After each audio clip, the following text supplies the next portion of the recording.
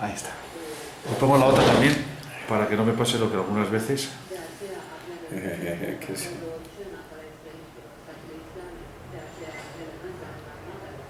Pero tienes que quitar Sí, eso. ahora quita, sí, para que no...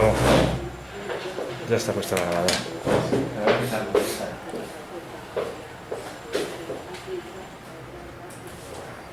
Bueno, pues la conclusión que yo saco del libro, finalmente, es que lo que hablábamos antes, que si hubo golpe, ¿no? Hombre, claro. ¿Y qué relación puede tener ese golpe con la muerte de Álvaro Gómez? Bueno, es que yo pienso que se debe partir de dos principios fundamentales para entender el asesinato de Álvaro Gómez, y es que no había un solo golpe de Estado, sino dos. El primer golpe de Estado no era creíble, entre otras cosas porque Mantilla, pienso yo, no era creíble, a pesar de que tenía muchos vínculos con los militares y era un historiador y daba cátedras en las buenas universidades militares y era una persona respetada y respetable dentro de esos círculos, pero es que Mantilla llamó a demasiada gente para el golpe de Estado. Estaba pues Felio Andrade, estaba Escobar Concha y un montón de gente importante del Partido Conservador, pero inclusive me invitó a mí a ese golpe y yo le pregunté que con quién se iba a dar. Me dijo que con el general Zúñiga, y yo acababa de llegar del Departamento de Estado, había sido invitado por los norteamericanos y allá me habían expresado sus dudas y sus temores acerca del general Zúñiga, en el sentido de que Zúñiga tenía, según ellos, muchos nexos con narcotraficantes y en fin. Y yo se lo dije y se lo advertí a Mantilla. Le dije pues que dar un golpe de Estado con el general Zúñiga, pues al día siguiente tendríamos un portaaviones de los Estados Unidos parqueados en Cartagena, dando vuelos rasantes sus aviones sobre Bogotá. Pues esto se convertiría no en una narcodemocracia, sino en una narcodictadura. Y yo lo desaconsejé en ese sentido. Él siguió adelante con esos planes y a mí me da la impresión, según las pesquisas que yo he hecho, que es posible. No lo puedo asegurar porque no me consta directamente esos hechos, pero según los indicios, que es el propio general Zúñiga o alguien muy cercano a él que delata ese golpe de Estado a Álvaro Gómez. Sin embargo, delata ese golpe de Estado a Samper. Sin embargo, Samper sí tenía conocimiento de que algo se estaba cocinando tras bambalinas y que era otro golpe de Estado con una persona de quien él dudaba mucho y de quien no era muy afecto, que era el general Harold Bedoya. Y ese golpe podía ser más creíble por lo más secreto y porque despertaba pues una gran admiración por el general Bedoya en los círculos castrenses. Y yo pienso que algún documento, posiblemente el documento que le encontraron a Rommel Hurtado en su casa en Armenia y escondido en una Biblia, que era el cronograma del golpe de Estado y lo que se pensaba hacer. Y me parece que ese documento debió servir en su momento para llevárselo, que ese era el documento del primer golpe de Estado, no del segundo, pero que sirvió para los propósitos de mandarle razón a los narcotraficantes que estaban confinados en la cárcel Modelo, en otras cárceles, que si no se hacía algo, ellos serían los primeros en salir extraditados si se rompía el hilo constitucional. Y me parece que con las frases de Álvaro Gómez de que había que tumbar el régimen, que el régimen no podía quedarse allí y en fin, todo lo que él decía en sus editoriales, inclusive 3 días antes de ser asesinado había publicado el último editorial diciendo que había que tumbar el régimen. Pues me parece que ese segundo golpe de Estado es el que precipita la acción contra Gómez Hurtado y Diviso, que culmina con el asesinato. Digamos, esas son mis conclusiones de los diferentes testimonios, investigaciones e indicios que yo he venido recolectando a lo largo de los años con personas muy cercanas y sobre todo muy cercanas a Bedoya y muy cercanas a Zúñiga, testimonios pues de bastante validez y bastante confiables en ese sentido. Luego aquí, a mí el libro me parece que eres muy duro con Samper y Serpa, en el sentido que sí que rentaba los dineros a la campaña y todo lo que hizo Botero y Medina, pero ¿no crees que esa práctica era usual en las campañas en Colombia? Sí. O sea, que fueron parte de un sistema, ¿no? Sí, no una eso fue excepción. parte de un sistema. Es que yo inclusive en el libro también lo digo, en el sentido de que pues, el presidente López Miquelsen fue financiado con parte del dinero de la mafia, está perfectamente documentado la reunión de él con los capos en Panamá. El mismo Belisario Betancourt también se aprovechó de la misma circunstancia. Carlos Leder y otros le prestaban avionetas y cosas de esas para su campaña. De manera pues que esto no es nuevo. Lo que pasa, lo que alguien me preguntó alguna vez, bueno, ¿y usted por qué, si es que esto era tan usual en las campañas presidenciales, por qué le dio por estrellarse contra Samper? Y dije, no, pues que simplemente Samper se dejó tomar la foto, los otros no. Y Samper se dejó tomar la foto y bueno. Y le quiero preguntar algo que siempre he tenido curiosidad, porque se habla también de Álvaro Gómez, de su carisma, de su imagen, de su oratoria, y por qué fracasó electoralmente siempre, que nunca consiguió la presidencia. Porque este país sufrió el mismo lavado de cerebro que sufrieron los españoles después de que los sacaron de aquí. 200 años de lavado de cerebro donde los españoles han tenido la culpa absolutamente de todo lo malo que ha ocurrido en este país. Se les sigue echando la culpa a los españoles, que vinieron a robar el oro, que vinieron a asesinar a todos los indios y no es sino salir a la calle y verlos, y resulta que la comprobación fáctica es que no mataron a todos los indios como los ingleses, que sí lo hicieron. Y entonces con el Partido Conservador ocurrió algo parecido. El Partido Conservador durante muchos decenios le echaron la culpa, la prensa liberal y el Partido Liberal, que es mayoritario, de haber iniciado la violencia. Eso es absolutamente falso. La violencia la inició el Partido Liberal con las primeras masacres que hubo en distintas poblaciones del país. Ellos iniciaron las masacres, saquearon las casas conservadoras, quemaron los archivos. En 1930, cuando cayó el Partido Conservador, después de 45 años de paz en este país, salvo la Guerra de los 1000 días, 45 años de hegemonía donde se podía pescar de noche, según decía un estadista liberal. En el año 30, que cae el Partido Conservador por haberse dividido entre dos candidatos, Valencia y el general Vázquez Cobo, pues entra el Partido Liberal por la calle del Medio y comienzan las persecuciones contra los conservadores. Los sacaron de todos los puestos, los condenaron prácticamente a morirse de hambre.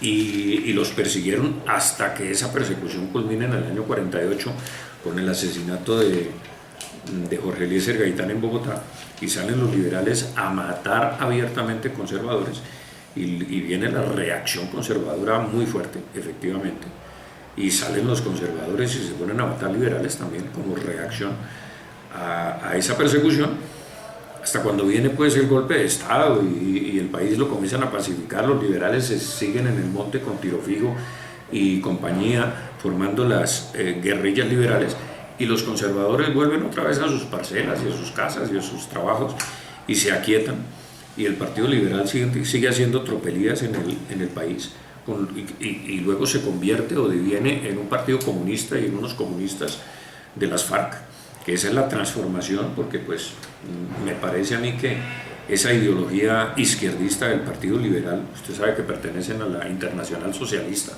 pues ellos son primos hermanos, pues, y es más o menos el mismo cuento.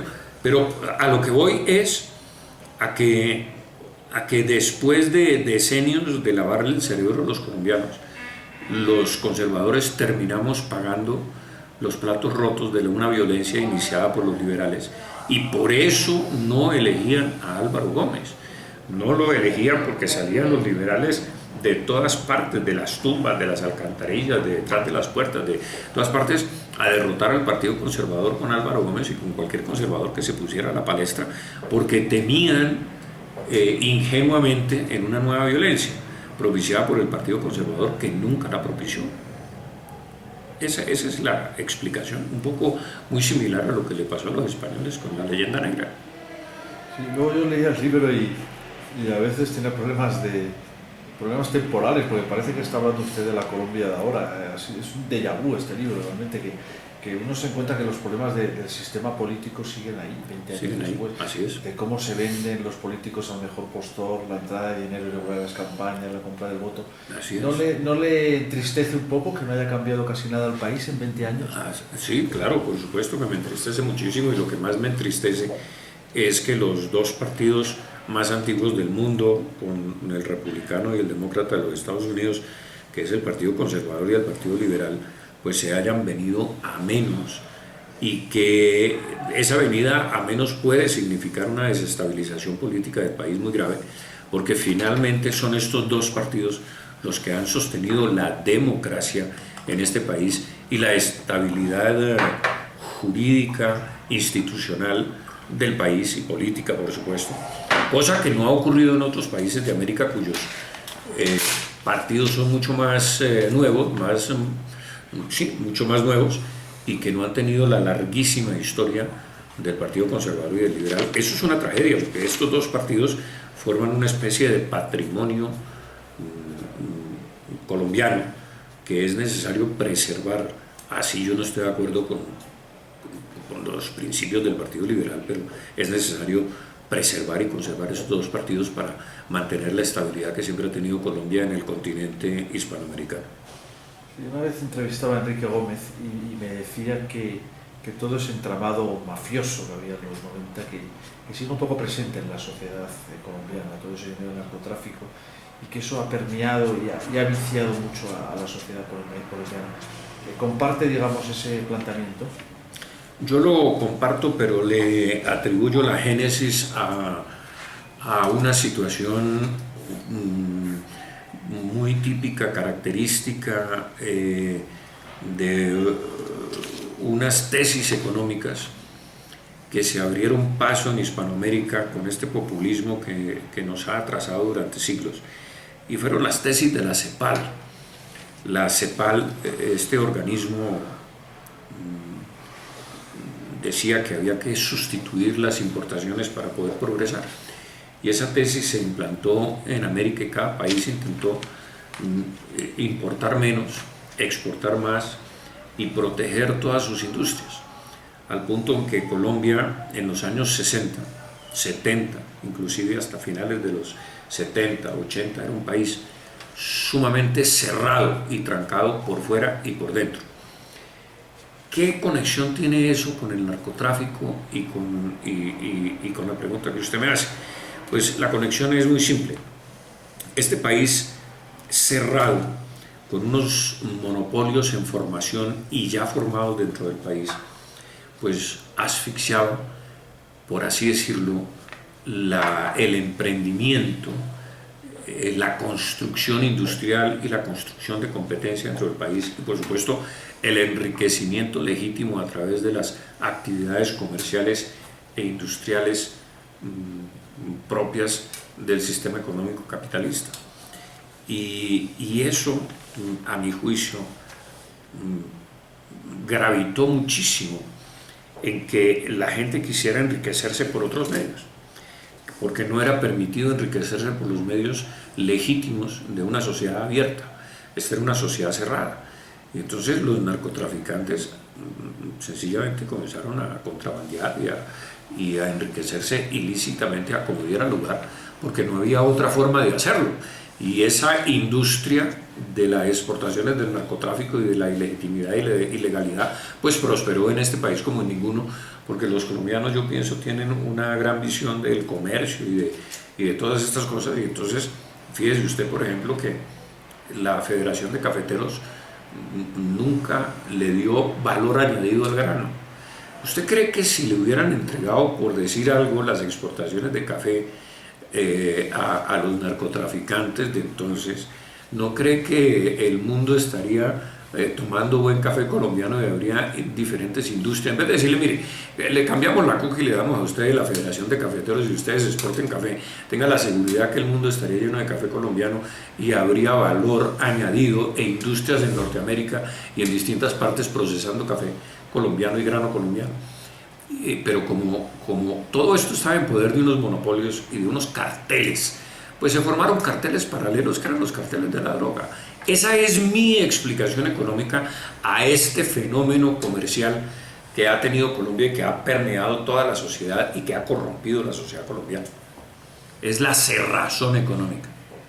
Si quiero volver a un tema ahí del libro que tratas de pasada, que es el tema de la inteligencia militar, ¿no? Me parece que pudo tener algún papel en lo de Álvaro Gómez. A mí me sorprende eso mucho y me llama mucho la atención porque el coronel Plazas me hablaba que dice todo el tema este de los desaparecidos y todo lo que pone Paz y Justicia, hay un sector de la inteligencia militar que pudo tener algo que ver porque eran los que realmente recibían a la gente que salía de allí y que se iban a la casa de Florero. ¿Crees que la inteligencia militar tiene ese papel que se le puede atribuir o que algunos le atribuyen en el tema de Álvaro Gómez? No, yo pienso que no, entre otras razones porque una de las personas que fue condenada y que pagó 7 años de cárcel sin haber tenido nada que ver en el asesinato fue el coronel Ruiz, que era jefe inmediato de los comandos de inteligencia, de toda la inteligencia que se hacía. Y él era, yo lo conocí personalmente, muy antisamperista. Y en general el ejército colombiano, aunque estaba dividido en algunos sectores porque había 2 grupos antagónicos dentro del ejército en aquel entonces, pero inteligencia militar con el general Urbina, que era el comandante general y en fin, de inteligencia. Citas Iván Ramírez. Y de Iván Ramírez, en fin, ellos no eran necesariamente samperistas, sino todo lo contrario, particularmente Urbina, por ejemplo el general Cifuentes, el general Bedoya, en fin. Y yo creo que el estamento de inteligencia era antisamperista en términos generales. Mal habrían podido hacerle un favor a Samper asesinando a Álvaro Gómez cuando se sabía que ni Ruiz, ni el coronel Ruiz, ni otros, ni Urbina estaban del lado de Samper. Entonces me parece que esa es una tesis absolutamente descabellada y que esos vehículos que se encontraron cerca del sitio donde asesinaron a Álvaro Gómez, que eran de inteligencia militar, pues eso yo creo que fueron colocados ahí para distraer a la opinión y distraer la investigación que posteriormente sucedió. Y usted lleva 20 años denunciando todas estas cosas, estos atropellos, el samperismo, la entrada de dinero en el narcotráfico. ¿No le dio miedo en algún momento? Sí, por supuesto que, y sobre todo cuando veía a mi familia muy amenazada. Por ejemplo, mis hijos yo los mandaba con escolta militar cuidando el autobús que los llevaba al colegio, porque no sabía si de pronto podían parar ese bus en un momento dado y secuestrar a los hijos.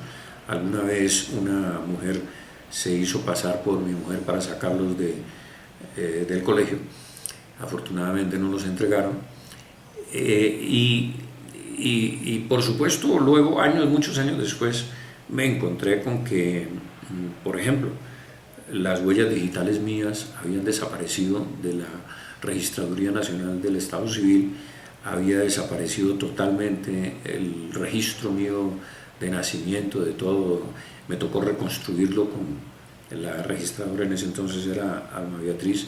Cuando fuimos a cambiar la cédula resulta que yo era NN, yo no existía ni como ciudadano colombiano ni nada. Y eso me dio la impresión de que me iban a matar, pues como evidentemente lo iban a hacer, y tirarme por ahí en alguna alcantarilla como NN, sin ninguna identificación, sin huellas digitales. E hicieron todo lo posible por eso. No solamente me robaron las elecciones de 1998, sino que además me saquearon como 10 o 12 años de las cotizaciones a la seguridad social para dejarme en la absoluta calle, en la absoluta ruina. Es decir, la persecución contra mí fue realmente importante. Lo que sucede es que yo pienso que hubo 2 situaciones que me favorecieron. Una, misteriosamente el ángel de la guarda, me imagino que me protegió. misteriosa y casi que intangiblemente o intangiblemente. Y la otra es que yo declaré muchísimas veces ante los medios de comunicación que los bandidos tenían que venir muy bien armados porque yo los iba a recibir a plomo. Y no sé si esas dos circunstancias de pronto como que no lograron acopiar suficientes fuerzas para hacerme un asalto. Sí, y luego tuvo cierta relación con Santiago Medina. ¿Qué le parece más, víctima o verdugo de toda esta trama? Hombre, fue ambas cosas a la vez, porque si bien es cierto que él tuvo muchísimo que ver y fue un protagonista de primer orden en la repartición, no solamente en la consecución, porque bueno, en la consecución de los dineros del narcotráfico, pues la primera cabeza, una de las primeras cabezas era Nacho Londoño, que lo asesinaron ahora en Cartago, aspirando a la alcaldía de esa población del norte del Valle. ¿Cree que Nacho Londoño dejó algo en el tintero sin decir? Yo pienso que él sabía muchísimo. Inclusive me llegó a decir a mí que yo me había equivocado en las cifras que él le había entregado de dólares para financiar la campaña de Samper, que le entregó, según me dijo, 10 millones de dólares, finalmente fue lo que le consiguió y no los 5 o 6 que se decía. Pero digamos que el papel de Medina fue más que todo recibir esos paquetes envueltos en papel regalo, ¿no? y con cintas de distintos colores y repartirlos y sí, también hacer contactos y cosas de esas, pero la persona que estaba detrás de este entramado de la consecución de los dineros era más Nacho Londoño que Medina, aunque Medina también tuvo que ver en eso. Pero Medina me pasó muchísima información, evidentemente. Y curioso que 20 años después pasamos una situación parecida en cierta medida, porque el samperismo tiene otra vez mucha fuerza en Colombia. Efectivamente, Samper domina buena parte, y lo más grave de todo es que este presidente se lo haya permitido. Por ahí usted sabe que también se dice que recibió un poco de dinero Santos, según lo acusa alguien por ahí, de haber recibido 12 millones de dólares. En fin. Londoño, ¿no? Sí, por ahí hay algo de eso. ¿Y no que todos estos problemas que atravesó Colombia en estos últimos 20, 30 años se deben a una institucionalidad muy débil? A ver, fíjese usted que Colombia es un país sumamente extraño. Y yo le voy a poner varios ejemplos. ¿Usted cree que si España hubiese tenido en algún momento dado 3.000 secuestrados al año, y 7.000 secuestrados en reserva como los ha tenido Colombia, un inventario de 7.000 secuestrados, ¿usted cree que España no habría sucumbido como país? ¿O la Argentina? ¿O México? ¿O cualquiera? O sea, el gobierno se cae, las instituciones se derrumban. Si es que yo recuerdo cuando encontraron a un español por allá en un zulo, acuérdese usted, y que esto fue un escándalo masivo, la gente salieron, llevaba 500 días, una sola persona. Nosotros hemos tenido 3.000 secuestrados y en este país no pasa nada, la gente no huye, la gente sigue trabajando, y creo que no hay un solo colombiano que no haya tenido una víctima en su familia o que conozca a algún vecino que la haya tenido. Entonces, cuando usted me pregunta si las instituciones son débiles, yo le tengo que decir que sí, pero que no. Que sí son débiles porque no ha podido combatir con suficiente solvencia este flagelo, y que no, porque pese a todo, este país no ha sucumbido, se ha mantenido su democracia o defectuosa y como sea, pero se ha mantenido con toda la corrupción y con todo esto, y sin embargo las instituciones medio funcionan, ahí están, pues no hay una revuelta, no hay un golpe de Estado, no hay una asonada, no hay manifestaciones masivas, los bancos no han cerrado las puertas. Es decir, perdón, el país se ha mantenido funcionando, y la gente se ha mantenido funcionando pese a todo. Entonces, cuando usted me dice las instituciones son débiles, pues yo no sé exactamente en qué sentido son débiles, porque esto se ha mantenido a flote pese a todo. Sí, y luego a mí me llamó mucho la atención de que la construcción del Estado fue muy débil siempre, ¿no? Un país que cerró los trenes, hizo desaparecer el servicio de correos. Entonces se fue un poco liquidando el Estado en una... Y nunca lo acabamos de liquidar, ¿no? Es curioso, es un país muy curioso, de unos contrastes enormes. Sí. Le quería preguntar por 4 o 5 personas y que cito usted en el libro, y por ejemplo una de las que sale muy mal parada es el general Bonet. Bueno, digamos que se suponía que el general Bonet pertenecía a la camarilla que estaba apoyando al presidente Samper, lo mismo que Vergara, y en fin, había otros generales de esa misma raza, Serrano, que pertenecían a ese grupo, ¿no? Muy distintos a los que pertenecían o que estaban con el general Bedoya en otras circunstancias. Entonces, pues sí, lo que cuento es lo que yo vi, digamos. Y por ejemplo, Enrique Parejo, ¿qué valoración hace? No, Enrique Parejo lo sacaron del país, sufrió un atentado por allá en Budapest, hubiera sufrido ese atentado en Colombia, tengan la seguridad que aquí lo habrían matado. Allá llevaron una pistolita, creo que muy pequeña, y atentaron con... Y casi lo matan. Que casi lo matan, le pegaron un tiro en la cara. Nos hicimos algo amigos, sobre todo que ambos salimos en un programa del History Channel hablando de la inseguridad y de los problemas que teníamos con el narcotráfico, y no, me pareció un hombre muy valeroso, muy sincero en sus convicciones, y eso es lo que tengo que decir de él, una persona admirable. Ya la última cuestión que sí me gustaría tratar, el tiempo está muy bien, es un poco el proceso de paz, ¿no? Y es una doble pregunta, ¿no? ¿Cómo lo examina y si cree que eso va a dar resultados? O sea, usted piensa, llevan ya 6 aplazamientos, ¿no? de la firma, porque ya Santos lo ha aplazado en 6 ocasiones, ya lo ha llevado a marzo del 2016.